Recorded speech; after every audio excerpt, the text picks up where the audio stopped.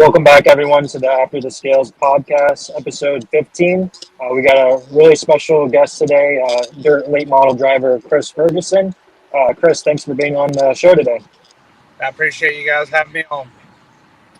So, for all the people, all the race fans watching, obviously, Chris is the driver, the number 22 dirt late model. He's been running for quite some time now, has a lot of good accomplishments. We just want to let our viewers know that you can go over by Shaun, and we have our QR code featuring all Chris Ferguson merch. So you can scan that QR code, go buy some T-shirts, some hats.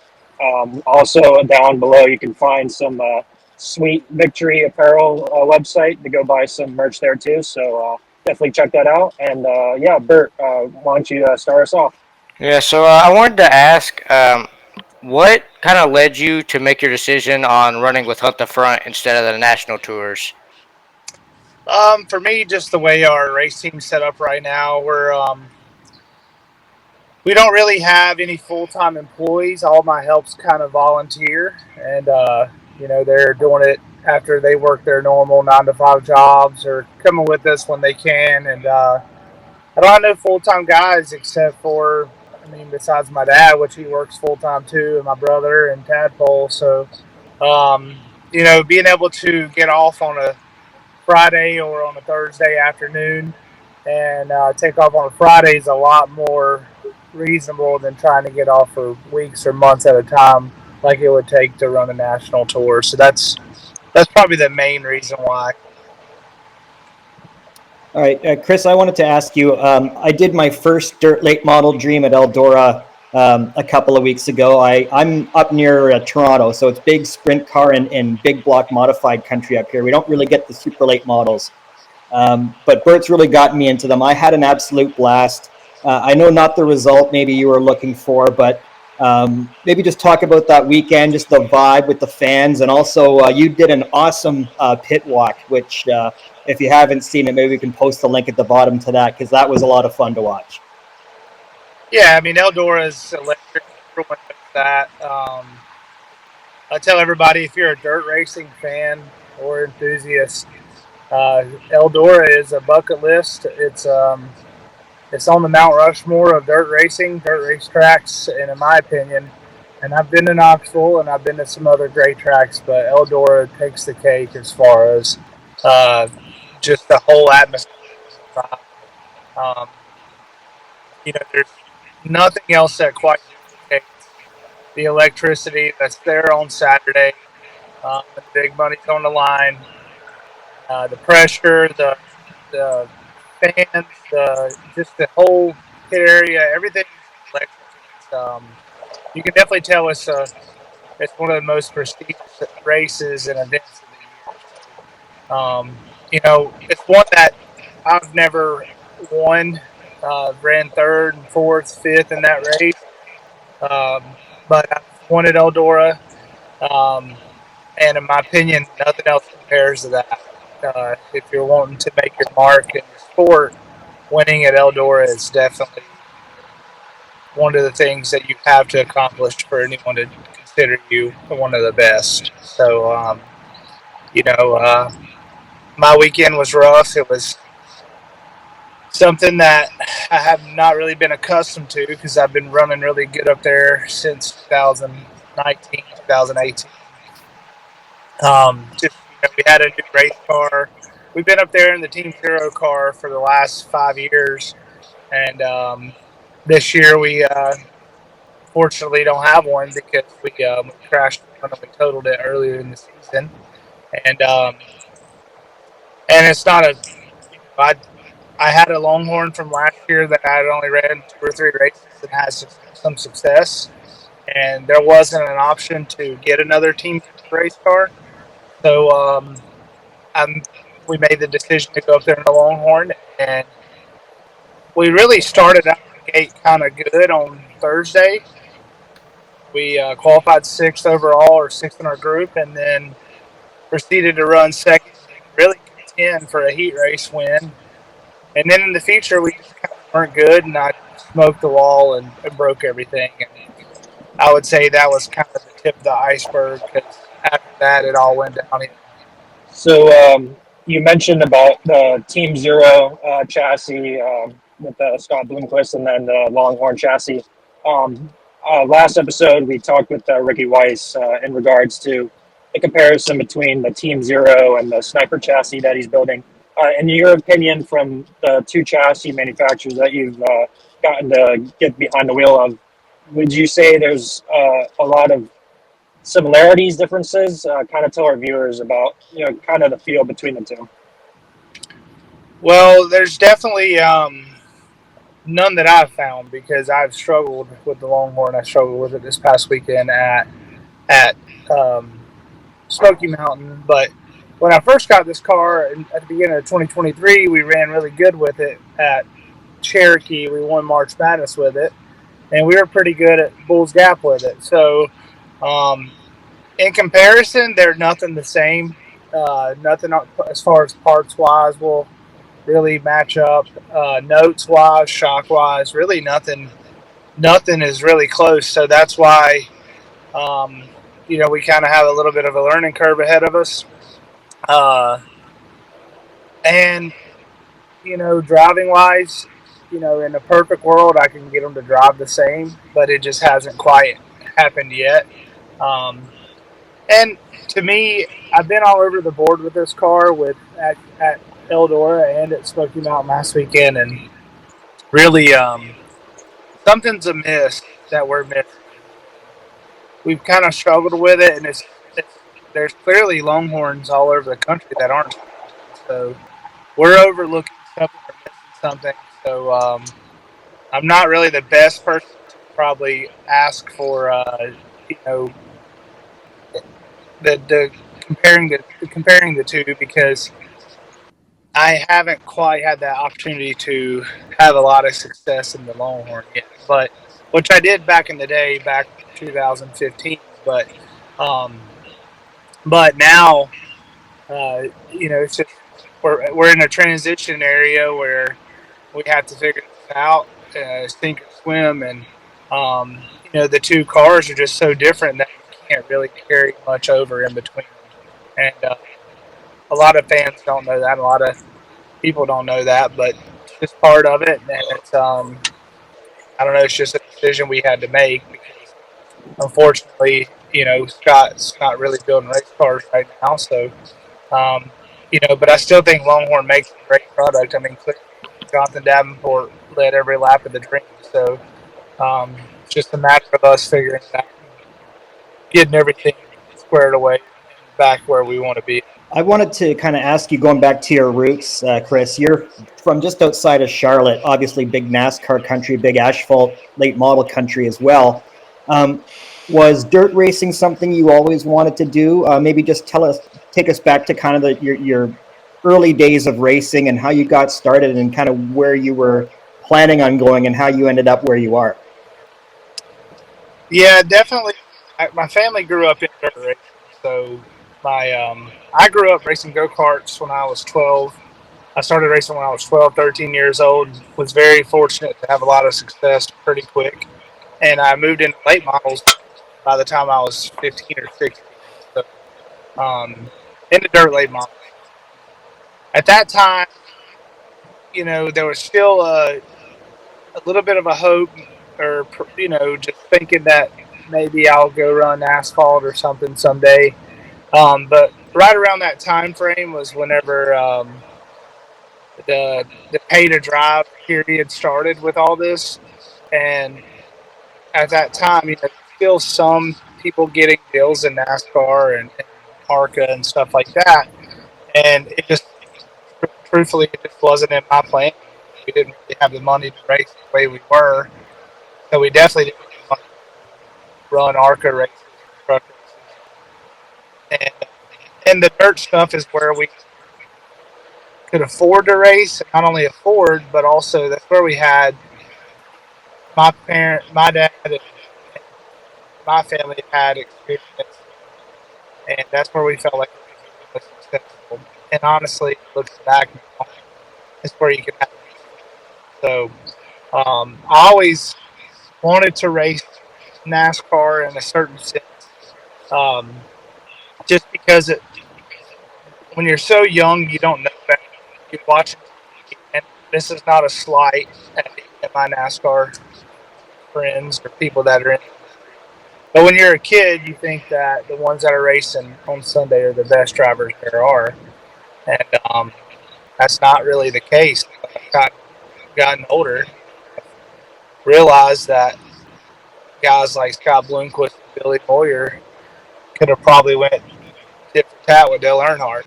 And same thing can be said with Steve Kinzer and Brad Sweet and Donnie Schatz. Um, every form of racing or discipline of racing has the best. And I didn't really realize that when I was growing up. But then once I got older, I realized I'm like, man, the best drivers in the world aren't necessarily racing on Sunday. So when I started to realize that and learn how competitive and my passion for the dirt late model world grew, that's when I realized I wanted to really, I wouldn't say make a career out of it, but I've made a career out of it, and I'm happy with what we've done. And, and I feel like it's one of the most challenging out of all the racing as far as being able to win night to night and surface to surface, because you never know what you're going to get when you pull up at a racetrack. It could be dry slick, super technical, or it could be rough and tumble and wide open on the cushion. So, you're not going a mile and a half, or you're not going to go race the same car or same surface. You're actually getting something different every time you come out. So, in my opinion, it's just really some of the most competitive and hardest to conquer, and that's why you see so many guys that try to come in and race with us. And as I mentioned earlier in the beginning of our podcast about the Chris Ferguson merchandise and Sweet Victory, obviously you have a pretty cool thing that you usually got going on. Obviously, it's important for race car drivers to market themselves and sell T-shirts going up and down the road. I think it's pretty cool what you've been doing with some of your die casts and signing merchandise for your fans.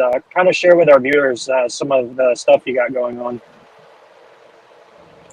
Well, we definitely, push, the merchandise stuff in dirt late model and in really short track racing in general. It's like I think the fans really appreciate and they know that the merchandise stuff is a big part of our program. So, we've really kind of grown it bigger than I ever expected. And, you had to, there was times where I would go to the track and I would only sell 2 or 3 T-shirts when I first started doing it.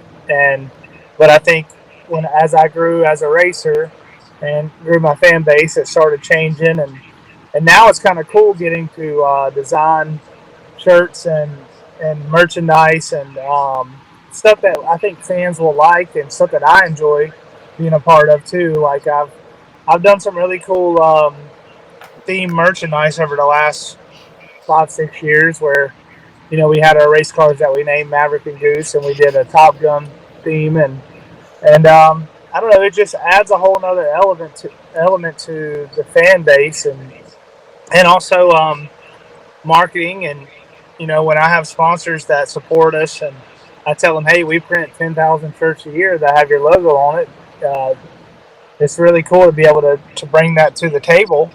And it's really cool to have a merchandise trailer that people support. So I really do love it. Yeah, I tell people all the time, like, one of my favorite things about going to a dirt race is, whether it's late models, sprint cars, whatever, is to take a walk just through the merchandise area, because it's what NASCAR used to be. You can go walk through all these different trailers and see all these different designs, and you might buy something of a driver you don't even really cheer for because they've got really cool shirts or hats or whatever, because everything's different. In NASCAR, it's all the same. It's one company that does everything now. So just if you're never been to a race, you got to go, because that's one of the coolest things to see. And on top of what Jacob was saying, Chris, on your website, I noticed you have this cool sponsorship opportunity where you can kind kind of become a member of Fergie Nation and get your brand on your car. Can you talk a little bit about that? Because that's a really cool idea. Yeah, we've been we always have people that want to support. They want to do more than just buy merchandise, but they might not necessarily have the budget um, to do like a legitimate sponsorship. Anywhere from it depends on what it is, but a lot of people want to help out more than just merchandise. They want to help out. Paying for our fuel on a trip or tires or something like that. And we actually, it's kind of funny you guys brought it up because we're actually, we haven't, it is on the website. We haven't officially opened it up yet, but we are opening it up like this week or probably the week after. And what we're doing is we're allowing the fans to kind of be involved and also have access to stuff before it comes out. Where I'm very personal with the majority of my fans, and when I do merchandise drops and videos and social media and everything else. And one thing that I wanted to do was every time we have a new shirt or a new hat, I want the people that have supported me that want to be a part of this. I want them to have not only first dibs at it, but be able to have it before everyone else because it's pretty cool that they want to support you like that. So part of our deal with our membership with the first level is every month they get a free item from the merch. And I'm just going to go ahead and say it out, on the podcast. But the item they'll probably receive will be one that's not released yet, which is really cool. They'll have a mail day that month where they get a shirt that's coming out that month, but they'll actually get it before everyone else does. That'll be one of the requirements in the form they fill out. And then the other part is the membership that's a little bit higher price, but you actually get your name on the race car, which is pretty cool. I know a lot of people kind of over the years, but we just wanted to offer a way for people to do it. And yes, it's not a full blown quarter panel or a nose filler panel or a door, but it is a place on the race car. And I don't know about you guys, but when I was a kid or even as an adult, like some of my friends that race that's done fundraisers and not only that, but raise money for other people. Or I've always enjoyed seeing my name on a race car. I don't care what anybody says. I own a iRacing team and I still get tickled every time I see my logo on an iRacing car on the broadcast. So it's something really cool that fans can get involved with. And it's not going to completely, break the bank. That's the thing that, I know people want to help out and be on a race car, but they may not have the budget to completely spend thousands of dollars, but they may have the budget to do $100 or $50 or $250 a month, and it'd be a way for them to get their enjoyment, but also to be involved with a team that they pull for. Yeah, that's so cool. I can 100% attest to what you just said because at Eldora I had my photography logo on Ricky Weiss's car, and it was just a little logo on the fender. But you see it up close, you see it getting put on the car. Man, it was so awesome. So that's a really cool idea. Yeah, we enjoy it, and honestly, anytime that you can, just get more and more people involved in it, it's just good for the sport altogether. Yeah, it sounded like you were talking right up our alley with iRacing stuff, and I know us at Phenom Motorsports, that's kind of our background with the sim racing and helping promote our grassroots drivers. And then obviously Bert with Dirt Late Nation and his late model page that he runs. He has his logo on a local dirt late model driver. So that's a pretty cool thing. And I think all three of us can say that, us contributing to the dirt racing community is definitely a cool thing to be a part of. And Bert, did you want to expand on that? Because I know between us two, we're big sim racing guys. And I think even the other night I was on a little dirt track and mobile game, and I was running the Chris Ferguson 22 car. So Yeah, well, I do want to say, I think it was last year. I happened to be in the same server with Chris, and I thought I was gonna be able to beat him, but he ended up blowing right past me, and I almost cried. So that's pretty good. But yeah, it definitely is really good. Chris had his team; they offer some of the best setups on Sim, so it definitely does feel good, especially even with supporting grassroots stuff. Like even if you bring somebody who doesn't know anything about it and put them on a car, there it brings them to the sport and allows them to like it more. Well, I tell everybody, the sim racing world is is its own community. It's small, but man, it goes hand in hand with the real racing world because these guys are people that watch racing. They're in Discord in groups of however many watching the races. They keep up with it. They're just a part of it, just like everybody else is. I enjoy it. I've been a part of it for 3 or 4 years now, and I have a team that they meet up at Eldora every year for the World 100, and they used to go to Bristol for the Dirt Nationals. So we've made a lot of friends that probably would have never met in real life or had that actual friendship outside of being on the computer if it wasn't for dirt racing, because everyone loves going to the dirt race and we make it a point to do it with them and they enjoy it. And I'm tickled because we are able to we grew the business big enough to where we sponsor around 6 or 7 real life racers too, which is really cool because it just, like I said, it all goes hand in hand and circles back to each other. All right, Chris, we really appreciate you coming on. You've been very generous with your time. We do have one last thing for you. We end every show with our Victory Fuel Rapid Fire segment, where we just fire 10 random questions at you. You just answer the first thing that comes to mind. Some of them are racing related. Some of them are racing related. Some of them aren't. But a good way to get to know the drivers that come on. So, Bert, why don't you tell us about the code that people can use at checkout on Victory Fuel? Yeah, you can use code DirtLateNation at drinkvictory.com for a 10% discount. All right, and Jacob, you got the questions? yeah, I'll go ahead and start us. Yeah, I got them pulled up. All right. So first question is, what is your favorite racetrack versus your least favorite track, and kind of explain why. All right.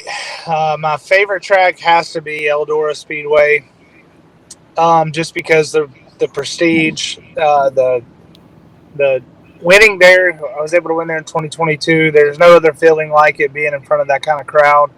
My least favorite track has to be. Let me think about this for a second. There's a couple places that I've been to that's just never been really good, and I don't know why we always go back. And I hate to put anybody on blast. My least favorite track that I've been to that I typically don't run good at too. Yeah, I was gonna say if you don't want to say it, Yeah. maybe it's a track you don't run well at. Well, this is kind of crazy to say, but I've been to, man, I would say probably, it sounds crazy, but Volusia. I went to Volusia, and it's my least favorite track as far as I've never ran good there. I've always been a 10th to 15th place car. I've only been there twice.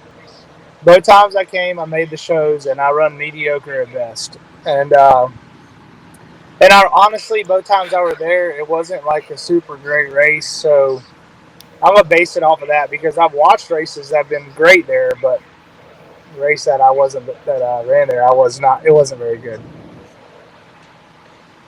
Yeah, and being in Florida myself, Volusia is obviously one of our biggest dirt tracks, and unfortunately, they added some more dirt that kind of made it not so good for the racer and a lot of people. But I mean, there's still great shows. But um, For sure. for the next question, this is kind of a more personal one, but what is your favorite line or scene from the movie Days of Thunder? Oh yeah, definitely. Well, it's kind of crazy. It's probably not my favorite, but it's the first one that kind of comes to mind. I'm actually at the hospital right now because my grandma's been in here, but she's okay. And but the scene where they're racing the wheelchairs in the hospital—that's got to be one of the best scenes of the movie. Well, we're glad your grandma's okay. And the next question is, who gave you the nickname Fergie? Two guys, Phil Combs, one of the announcers for go kart racing and all kinds of racing. Phil Combs and Jeremy Morris, and my buddy Jeremy Morris, he won he won CMT's Redneck Island, the TV show, but he also raced go karts when I did, and uh, he started calling me Fergie a long time ago, and then I won a couple races on the last lap, and Phil Combs started saying it was Fergie time, so then it all started from there. And this one's kind of a fun question, but who is your celebrity look-alike other than Carson Ferguson?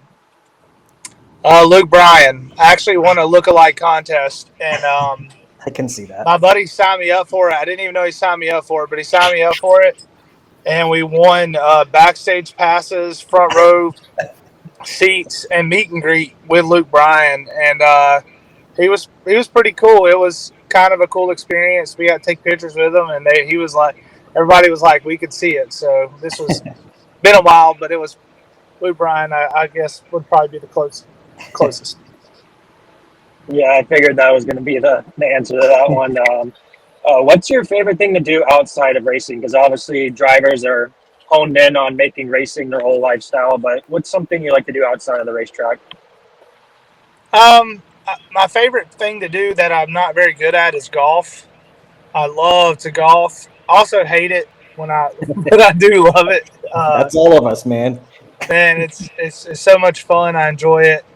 I've I've I've only been in it for I don't even know, maybe 6, 7 years if that, and I can't get enough of it. I got a buddy of mine that's a Strixon rep, and he hooks me up with some good clubs, and I still can't get it done. So, um, but shout out to Strixon in Cleveland. They do a great job for us, and and I enjoy chasing that little white ball around the fairway and in the rough. And our next question is, what's the best thing to do in Mount Holly, North Carolina? I would say the Whitewater Center, the U.S. National Whitewater Center, is probably the best thing. I can't tell if it's either in Mount Holly or Charlotte. It's right on the line, but the U.S. National Whitewater Center, they got like tubing and rock climbing and everything outdoors that you could possibly think of, and they have a brewery and food there. So it's just a good place to go do a lot of cool things. And I would say, I mean, I wish I got there more, but I race every weekend, so that's probably the best thing. And who was your racing hero growing up? I had a couple. You know, when I was a kid and I didn't know any better, I was a Jeff Gordon fan. Um, but then I got a little older, I became a Dale Earnhardt fan. They were kind of my heroes that I didn't know. But then Freddie Smith, um, he Jeff Smith lives right down the road from me. I got to know Jeff and Freddie personally, and I just played golf with their grandson, with Freddie's grandson, Zach. And Freddie was probably my hero, along with, I mean, I hate to say it, but Scott Bloomquist. You know, when I was a kid, um, I had all the yin yang shirts and all that crazy branding, and Didn't know any better, and and Scott and Freddie were probably my two biggest heroes. Besides my dad, my dad won so many races when he raced, and he now that I'm older, he's definitely my hero when it comes to racing. He works hard and continues to do what he does for me racing, and his racing career was awesome. He won some big races, and he still works hard to this day to make sure I get to the track. And if you could have one superpower, what would it be? I would like to fly, like be able to fly, because man, we drive so much to these races and drive home after the race, and if I could just just like fly like Superman and just like get to track and have where I want to go and take my fiance with me, then then yeah, that would probably be my superpower. And if you could race one race car other than a dirt late model, what would it be? Probably an Indy car. You know, I probably want to run an Indy car at Indianapolis. That would probably be. I mean, that would probably be the one I would probably enjoy the most. I don't know if I'd want to race around other cars, but I'd like to go out there and hold it wide open and go 230 miles an hour. It'd be fun. And last but not least, for our final question for our Victory Fuel segment, by the end of your racing career, what do you want people to remember you the most for? Um, I want people to know that I was a fierce competitor, and I may not have ever been the best, but um, I was able to outrun the best, and I was also known for being a Christian and glorifying God in everything I do. So that's probably the most important thing to me out of everything. Well, that's going to wrap it up for our Victory Fuel Rapid Fire segment.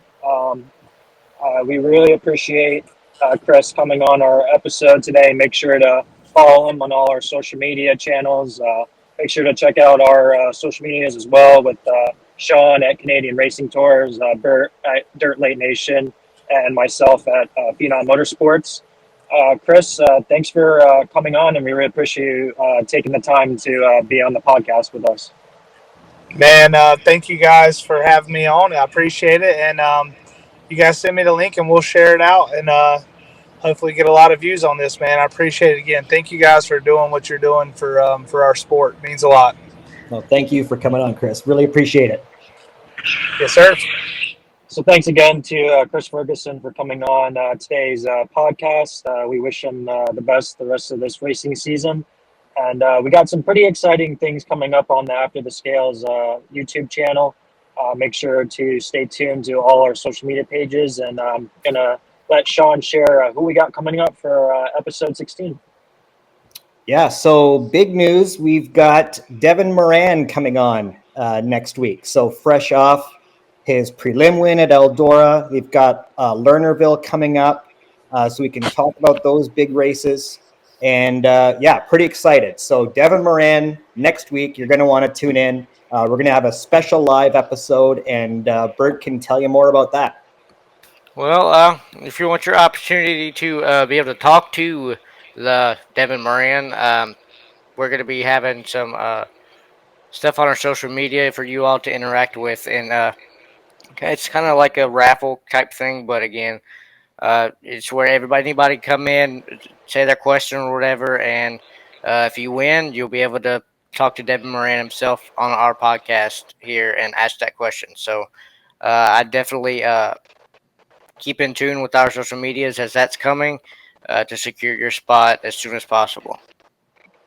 Like I was talking about earlier with Shaun and Bert, I think that any driver that's coming on our podcast has a pretty good chance of winning because we had Bobby Santos and Spencer Hughes and Robbie Price. They all recently won after coming on our episode. So, hey, any drivers watching us, you probably want to come on so you can have some extra good luck at the racetrack. So, definitely stay tuned for all our exciting content, and we hope you see you guys in the next one, and we appreciate everyone for watching. In the number 99 Double Down Motorsports entry out of Dresden, OHIO, it is Devin Moran. Curse broken. Friday night winner, Devin Moran at Eldora.